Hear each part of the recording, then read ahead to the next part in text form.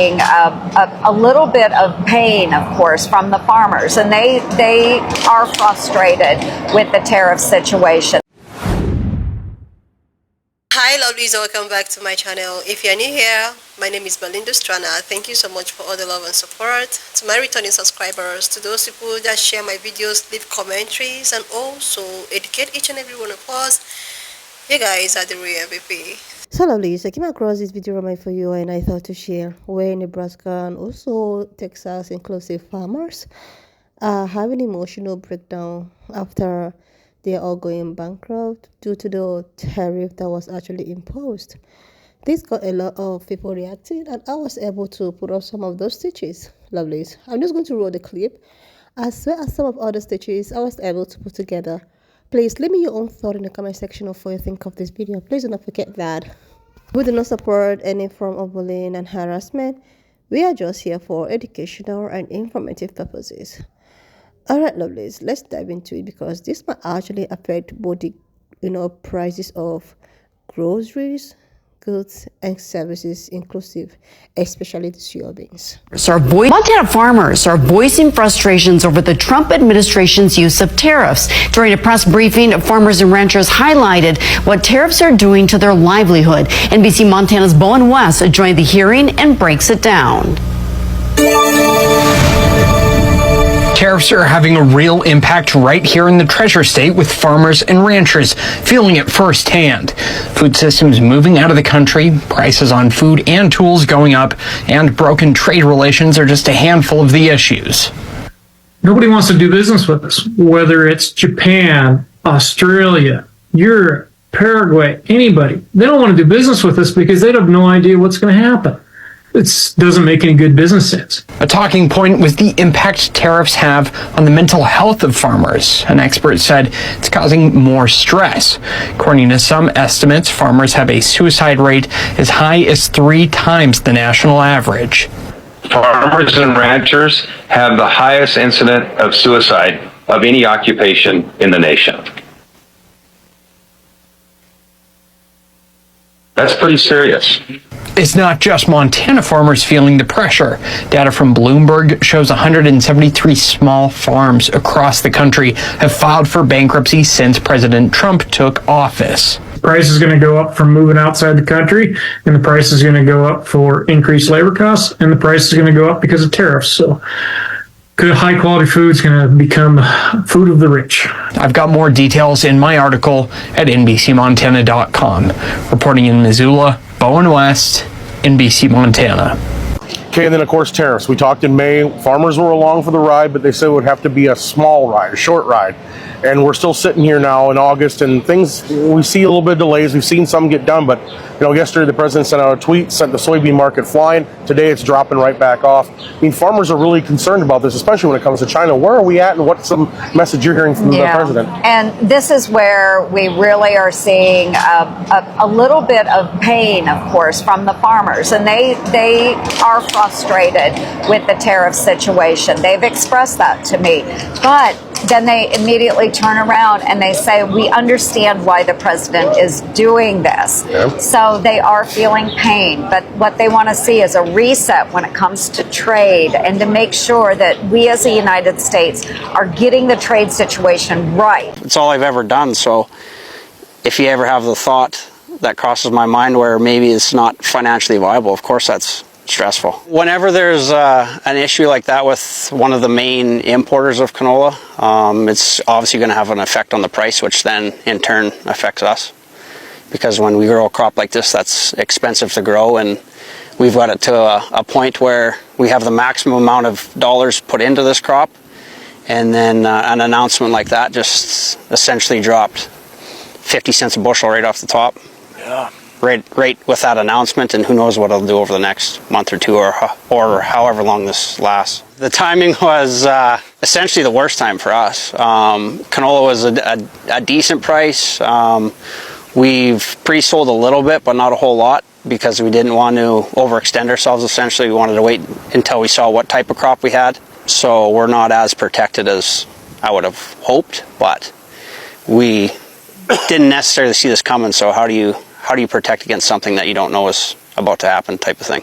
It requires a lot of fertilizer. Fertilizer prices are higher. The tariffs have an effect on them. The seed's expensive.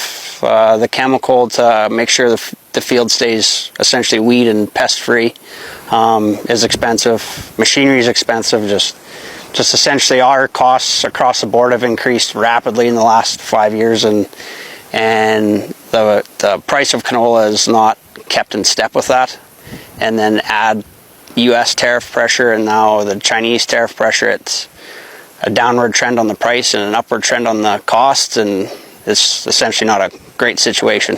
Like, just for instance, urea prices today are $800 a ton, and not that long ago I paid $350 a ton. So when your fertilizer price doubles, and the price of canola at that time was probably $11 or $12, and now today it's $13.50, $14. So fertilizer's doubled, and canola's gone up, call it 20% since then. The cost line and the revenue line are starting to match, and that's not great for longevity.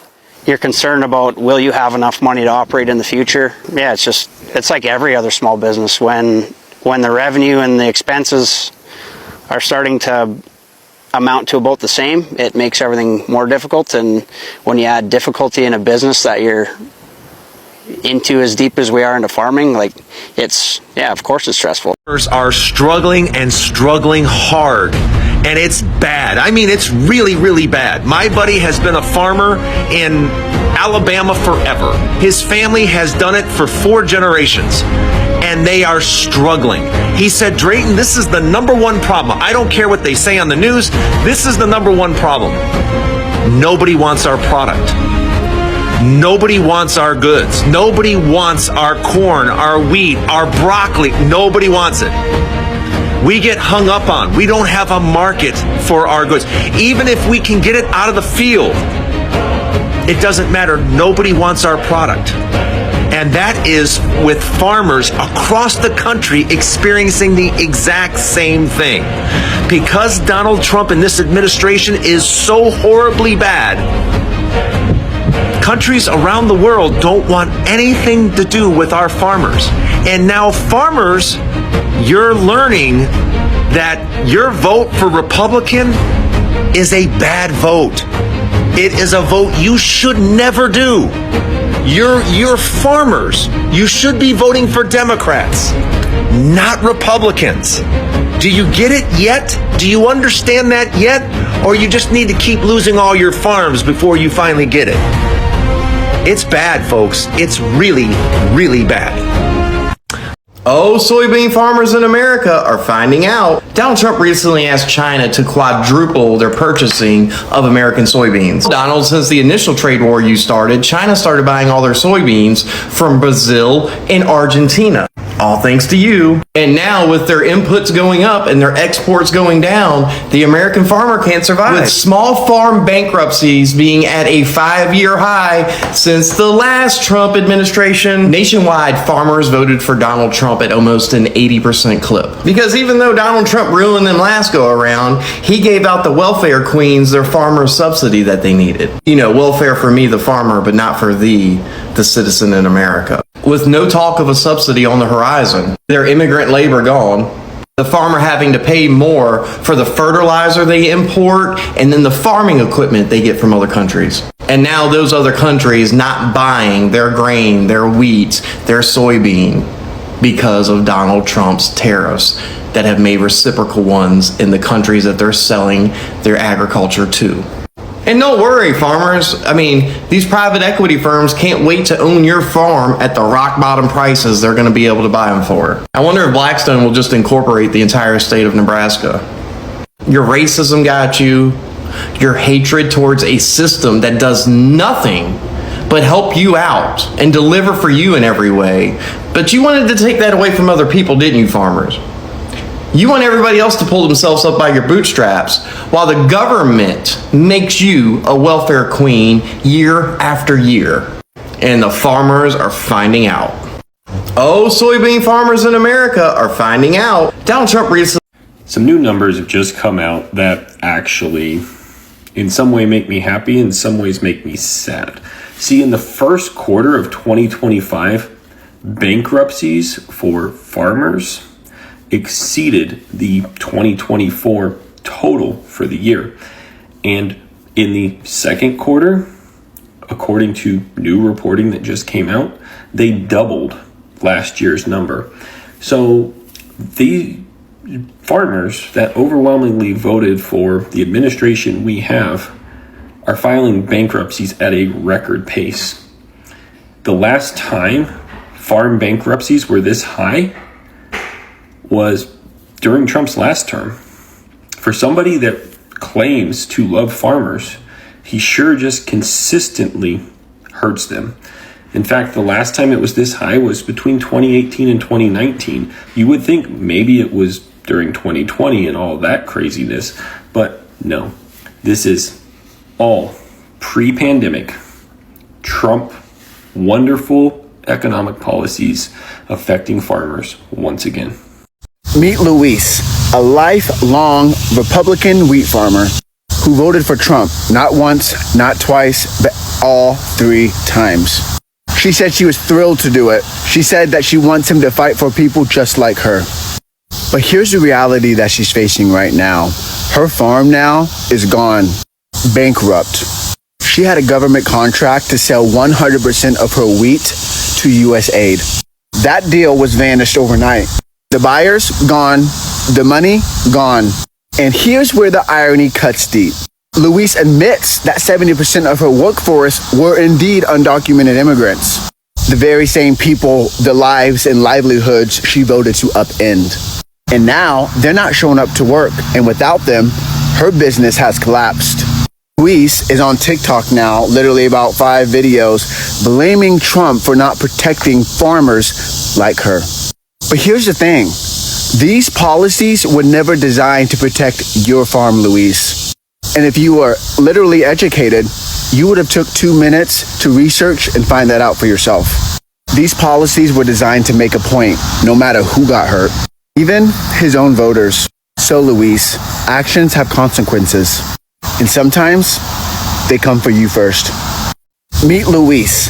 Iowa is finding out. We all remember Iowa from election night, where only 5 counties voted blue. And the good people have gotten exactly what they voted for, and now leading America in farmer bankruptcies. You know, farmer bankruptcies that hadn't been this high since the first Trump administration were trending down during the Biden administration. These people are still so delusional that Kim Reynolds, the governor of Iowa, still came out and said, we're Trump country, that we stand with the president despite the tariffs. I tell you what, you guys sure do like paying for your racism, don't you? To go along with the family farms going out of business, you have multiple investors that have now gone bankrupt in the companies they own in Iowa. But I tell you what, you can take a horse to water, but you can't make him drink it, can you? How can you people have lost everything? Your GDP has shrunk by over 6% this calendar year, and yet here you are stating that you're still a Trump state, that we stand with you even though you've destroyed our lives. What has this man done for you ever that you should give this loyalty? Oh, the racism. Starting to say, I never thought that voting for Trump 3 times would result in me losing tens of thousands of dollars. A beekeeper out of North Carolina says, yeah, I proudly voted for Trump all 3 times. I flew flags for him and put signs for him in the yard. But now I'm out tens of thousands of dollars due to lost federal funding and tariffs, so I cannot export my products, my honey and my wax, to other countries like I could before, and nobody's buying it in the United States. Hay producers in Idaho and Utah that export alfalfa hay to China are now seeing 135% tariffs put on their product, and all of a sudden, they don't have anywhere to ship it. They held it all winter in hopes of sending it off to China in the spring, and now China's not willing to buy. Soybean producers are once again being hit harder than they were in the first Trump administration, and China, for its part, has diversified where it pulls these products from, with Brazil becoming the #1 soybean exporter and other countries picking up the slack for honey, for beeswax, and for hay around the world. Now, China's doing a great. Last week in Woodburn, Oregon, while on their way to go harvest blueberries, 4 indigenous Guatemalan farm workers were kidnapped from their car. Their window was busted and they were taken into custody. About a month ago now, Moises Sotelo, who was a long-standing member of the farming community in Oregon, was also kidnapped from his car. And after, I think, over a month in detention, he was deported back to Mexico. He had been here since the 90s. He owned and operated a vineyard service company. He is far more qualified to own and operate a farm business in Oregon than I am, or probably ever will be. There are reports right now that those detained farm workers from Woodburn are not being allowed legal counsel. Innovation Law Lab has been trying to reach them. They do not speak English. They apparently cannot get to them. I want to thank everyone who has showed up for our fundraiser this summer. We've raised well over $700 at this point. Every week I donate 50% of the proceeds of the fundraiser directly to mutual aid requests. No intermediary 501c3 involved. The other 50% I do donate to 501c3 organizations or unions, and for the next couple of weeks that portion is going to go to Innovation Law Lab in the work that they do trying to get legal counsel and legal aid to these communities. I'm just so angry. I'm just so angry. Like, seriously, lovelies, if these people actually knew that things might just turn around to become this worse off, I don't think they might actually vote the way at which they voted. Like, I don't think they might do that. Because this is this a joke? You know, deep inside of you that you're a farmer, you know, deep inside of you that, okay, probably when you do things this way, it might, affect you. But because you felt that maybe any other thing that is happening might not just have any form of effect on you, you decided to go against yourself, put it against your self-interest. Like, all of the things that this man has promised, I think it's just what he's delivering. Because these guys wouldn't say that they never saw the handwriting on the wall. This man, when he was campaigning, he promised, he talked about how he was going to do this, do that. Even when these guys see the truth in front of them, they chose to be Ray and Sis. I don't, blame someone that said that Ray and Sis is very, very expensive. This is just a situation whereby you thought that you had it all in control, but at the end of the day, you are now the one that is being faced with reality. You are now the one that is being faced to just fend for yourself. Like, seriously, these guys massively voted for this, and now just look at it. Look at what is going on. And do you know the most annoying thing is the fact that, because I was thinking this the other day, I was saying that, okay, farmers are losing their farms, losing money, going bankrupt. That means this will eventually affect, individuals. Like, groceries might just even skyrocket. It is affecting the farmers, yes, quite all right. But I think it's also going to affect the consumers. Unless everybody will just, start planting or trying to farm things in their backyard. Somebody was even saying that in one of the videos I stitched about these farmers. Somebody left in the comment section, and this person was like, if you have a yard, if you have a big yard or something, maybe this is the time for you to start, producing some things yourself. Planting some things, maybe vegetables, fruits, or anything that you can just lay your hands on. Because at the end of the day, when these farmers, oh my God, it's going to really hit hard. Food will be expensive unless you have them in your house, your backyard, unless you're a farmer, And The thing is that the more these people complain, the more I see the other side, the more I see black farmers, like I see them even progressive. There's a video I stitched 5 days or 7 days ago. Last week, and I saw so many young black farmers. Their farms doing well. They're doing these jobs. But these other people here, they keep on complaining. And I ask myself, if you knew you had a plan of voting against the people who have always been doing this job for you, why didn't you have a plan B? They could have had a plan B.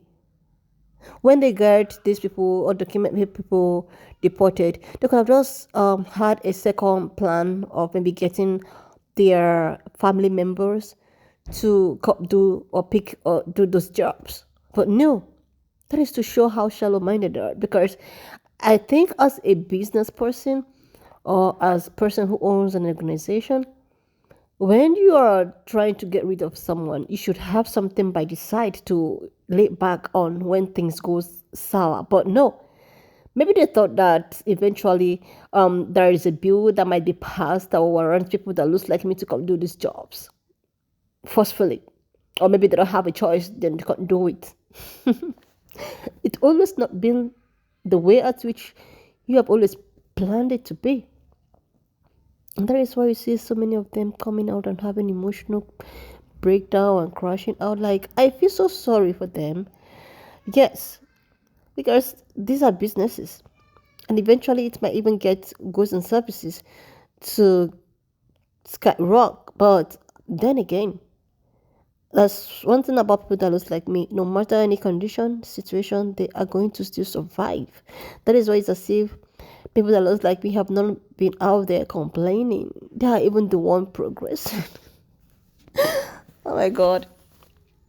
Anyway, lovely. So now just leave me your own thought in the comment section of what you think of this video. Please do not forget that we do not support any form of bullying and harassment. We are just here for educational and informative purposes. So please share this video, subscribe, and I will see you lovely when I upload the next one. So now just leave me your own thought in the comment section of what you think of this video. Please do not forget that we do not support any form of bullying and harassment. We are just here for educational and informative purposes. So lovelies, wanna just leave me your own thoughts, subscribe, and I will see you lovelies when I upload the next one.